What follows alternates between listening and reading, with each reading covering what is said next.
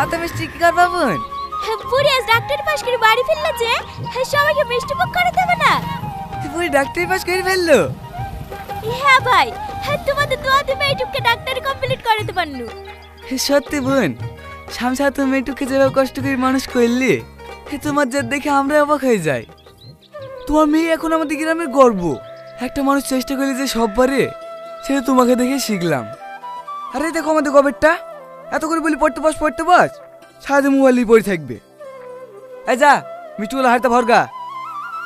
ঠিক আছে বোন, তুমি যাও, হ্যাঁ মিষ্টিগুলো প্যাকেটটাতে পাঠিয়ে দিছি। ঠিক আছে ভাই, এলাও।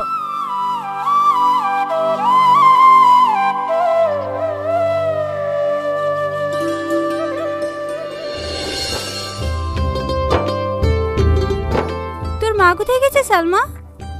মা জমেলা ভাবিদের বাড়ি গিয়েছে। দুটো চুড়িদার গাড়াতে দিছিল তো, চুড়িদার দুটো লাসতে গিয়েছে। বসো নানি। আজকে চলে যাবি? হ্যাঁ নানি, যে ওষুধগুলো দিয়েছি টাইম খাইছ তো? হ্যাঁ মা, ওষুধগুলো খেয়ে মাজার ব্যথাটা একটু কমই আছে। খালা কখন আসলা? এই তো এক্ষুনি। এলে বুড়ি। কি রে, আমার শাড়ি ব্যাগে পড়ছি কেন? আমি একা যাব নাকি? তোমাকে আমার সাথে যেতে হবে। তোকে আর কতবার বলবো বলতিনি? আমি ওই রংপুরে যাব না, তুই একা যা। ওই রংপুরে কি আছে বলো তো, তাই তুমি যেতে চাইছো না? দেখো মা, এতদিন আমি হোস্টেলে একা একা থেকেছি, এখন আমার চাকরি হয়ে গেছে। তুমি এখানে কেন একা পড়ে থাকবা বলো তো? তোমাকে আমার সাথে যেতেই হবে। দেখবা জেদ করিসনি, তুই অন্য যে কোনো জায়গায় পোস্ট নিলে আমি যাব, কিন্তু ওই গ্রামে আমি যেতে পারবো না। মা, মা দেখো দিদি নানি, আমি আজ 5 বছর ধরে পড়াশোনা লেগে বাইরে পড়ে আছি। দেখুন না আমাদের কিছু ছিল না, এখন তো আমি নিজের পায়ে দাঁড়িয়েছি। সরকার থেকে একটা কোয়ার্টারও দিয়েছে। এত কিছু করার পরেও যদি মাকে আমার সাথে না রাখতে পারি, তাহলে আমি কি করে শান্তি পাবো বলো দিনি? তুমি একটু মাকে বুঝে বলো না নানি। আমি কেনে? কেউই ওকে বুঝে ওই গ্রামে পাঠাতে পারবে না। কেনে? কি এমন আছে ওই গ্রামে? ওই গ্রামে তোর মার বিয়ে হয়েছিল, তুই যখন 6 মাসের ছিলি। এই লে তোর কাবিনের টাকা, এক্ষুনি বেরিয়ে যা বাড়ি থেকে। এ বাড়িতে তো ছায়াও জন না পড়ে। মা, আপনি আপনার ছেলেকে একটু বুঝেন না।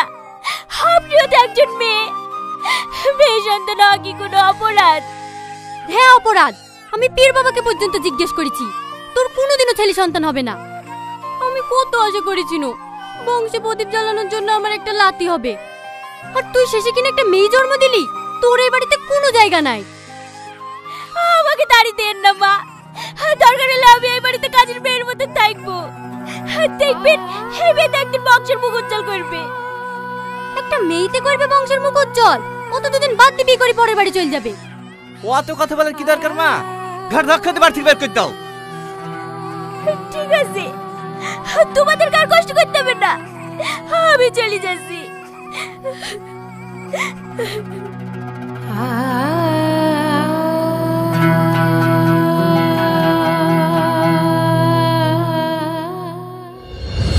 তোর মা এত অপমান লাঞ্ছনা পেয়ে যে গ্রাম ছেড়ে এসেছে, সেই গ্রামে আবার কি করে ফিরে যাবে বল?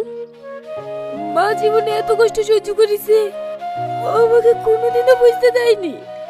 শুধু কি তাই, তোকে বুকে করে কাঁদতে কাঁদতে তোর মামার বাড়িতে উঠলো, তারাও জায়গা দিল না। তোর মা লোকের বাড়ি কাজ করে করে তোকে ডাক্তারি পড়িয়েছে। বাড়িতে কেউ আছেন? কে? আমি ম্যাডাম, রাকেশ। গাড়ি চলে এসছে, কখন যাবেন? এক্ষুনি বেরোবো, তুমি গাড়িতে গিয়ে বসো, আমি আসছি। ঠিক আছে ম্যাডাম।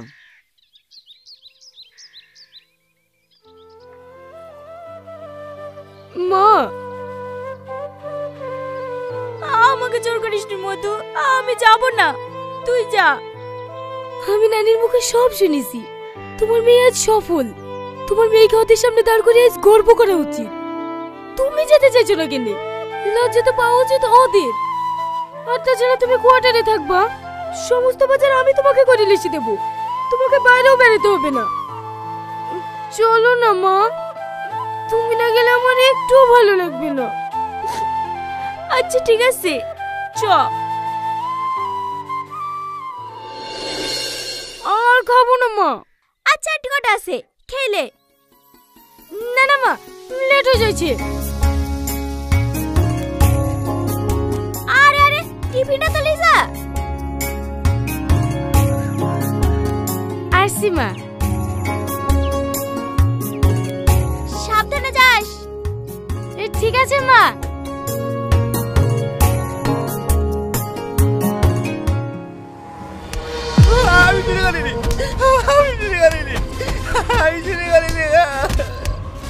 মার মার, বয়স গেছে চুরি করা সব যায়নি।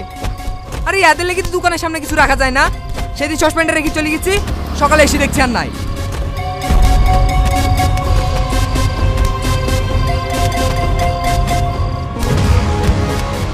ড্রাইভার, গাড়ি থামাও।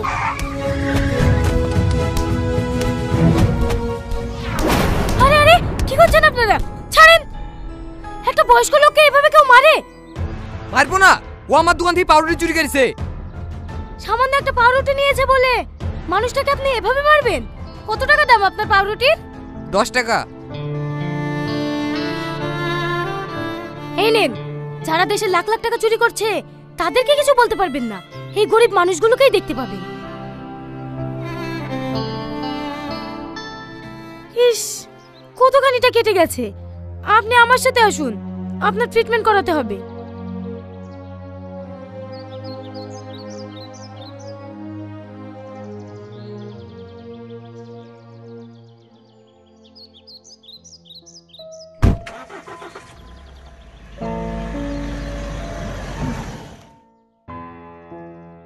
এবার থেকে খিদে লাগলে কারোর দোকানে চুরি করবেন না, সোজা হসপিটালে চলে আসবেন।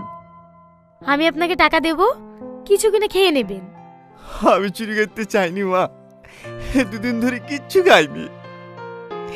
ক্ষুধার জ্বালা সহ্য করতে না পেরি একটা পাউরুটি লিয়েছিল। দুদিন ধরে কিচ্ছু খাননি? না। কেন? আপনার বাড়িতে ছেলে মেয়ে কেউ নেই? আছে, 2টি ছেলে আছে। ছেলেটাই আমাকে বাড়ি থেকে বের করে দিয়েছে। কাঁদেন না আঙ্কেল, সব ঠিক হয়ে যাবে। আমি কিছু একটা ব্যবস্থা করছি।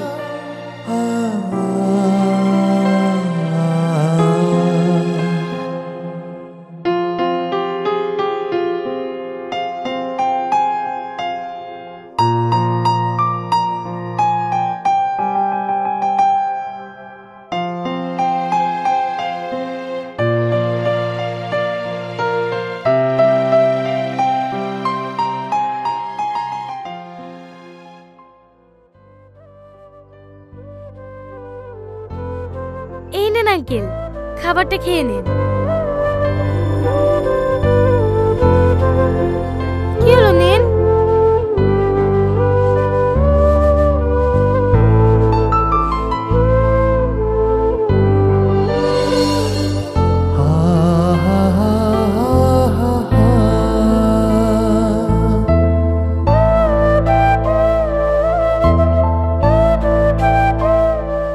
ওষুধটা খাওয়ার পরে খেয়ে নেবেন। কি হলো, আবার খাচ্ছেন কেন? এমনি, এই খাবারের স্বাদটা অনেক চিনা মনে হচ্ছে। আমার মা রান্না করেছে, ভালো হয়নি? হ্যাঁ, অনেক সুন্দর হয়েছে।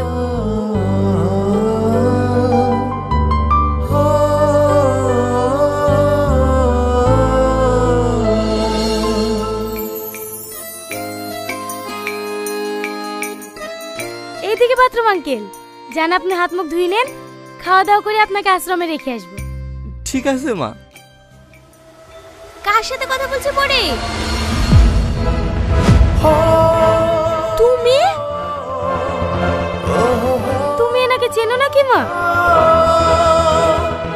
মায়া, এটা আমাদের মেয়ে? না, এটা আমার মেয়ে। তুমি তো ছেলে চাইছিলা, তুমি মেয়ে কোথায় পাবা? মা, এটা আমার আব্বা। হ্যাঁ মা, আমি তোর আব্বা। না, ও তোর আব্বা না। তোমার লজ্জা করছে না বাপের পরিচয় দিতে? সেদিন মেয়ে সন্তান হয়েছিল বলে আমাদেরকে বাড়ি থেকে দূর দূর করে দাঁড়িয়ে দিছিলা, আর মেয়ে এখন ভালো জায়গায় পৌঁছে গেছে দেখি অধিকার জমা দিচ্ছো। না না মায়া, আমি ওদিকে নিতে আসিনি। যে মেয়েকে আমি অভিশাপ বাড়ি থেকে দূর দূরকে তাড়িয়ে দিয়েছি, তারও দেখার আমি কিভাবে চাইবো? আমি তো ছেলে চাইছিলাম। জানো মায়া, আমার দুটো ছেলে হয়েছে, তারাই আমাকে বাড়ি থেকে বের করে দিয়েছে। আমি সব সময় ভেবেছি শুধু ছেলেরাই পারে বংশের মুখ উজ্জ্বল করতে, কিন্তু না, তুমি দেখে দিয়েছো মেয়েরাও পারে বংশের মুখ উজ্জ্বল করতে। কন্যা সন্তান কোনো অভিশাপ না, কন্যা সন্তান হলো আশীর্বাদ, যারা মা বাবাকে সারা জীবন আগলে রাখে। তুমি অনেক সুখী মায়া, তুমি অনেক সুখী। তোমাদের উপর যে অন্যায় অত্যাচার আমি করেছি, তার শাস্তি আমি পেয়ে গেছি। আমি যে তোমার কাছে ক্ষমা চাবো, সে মুখও আমার নাই। আমার একটা অনুরোধ রাখবে মায়া, শেষবারের মতো আমাকে একবার আব্বু বলে ডাকতে বলো না।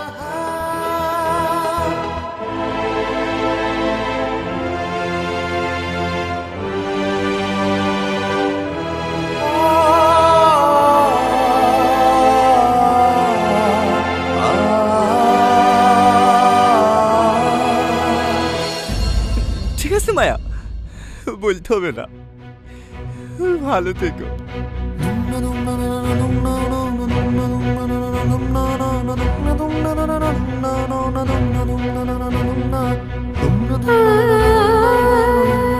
বুড়ি জামা, তোর আব্বাকে ফিরিয়ে আয়।